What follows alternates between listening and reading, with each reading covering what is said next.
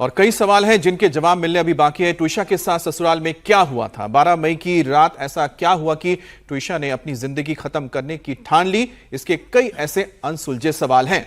सवाल ये कि ससुराल में ट्विशा के साथ क्या हुआ था, आखिर क्या है 12 मई की शाम का सच? क्या ट्विशा का मर्डर हुआ? वो पार्लर से लौटी तब खुश थी, फिर क्यों सुसाइड कर लिया? इसके लिए ट्विशा ने खुली छत क्यों चुनी, जबकि अक्सर फांसी लगाकर आत्महत्या की घटनाएं बंद कमरों में की जाती हैं? अगर ट्विशा की हत्या हुई तो इसमें उसकी सास और पति का क्या रोल है? मर्डर हुआ तो इसका मोटिव क्या था? सुसाइड था तो शरीर में चोट के निशान कहां से आए? सवाल यह भी कि क्या ससुराल में ट्विशा से मारपीट की गई थी? और हमारे साथ अनुराग जुड़ गए हैं। अनुराग, एक तरफ जहां पर सुप्रीम कोर्ट में इस वक्त इस पूरे मामले में सुनवाई हो रही है, दूसरी तरफ किस तरह के आपके पास कुछ अपडेट आए, कुछ बयान आया है परिवार की ओर से, क्योंकि मामला अब सुप्रीम कोर्ट में है?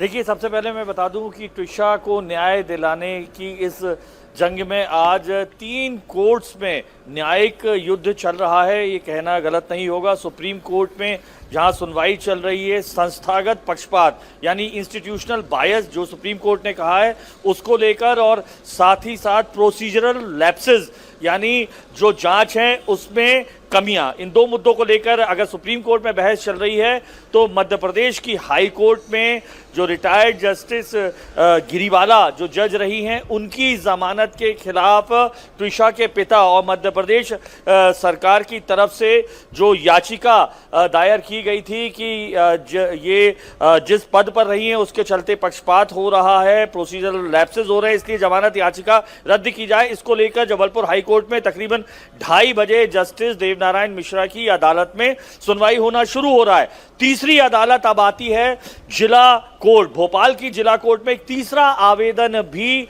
जो है उस पर भी आज सुनवाई होनी है।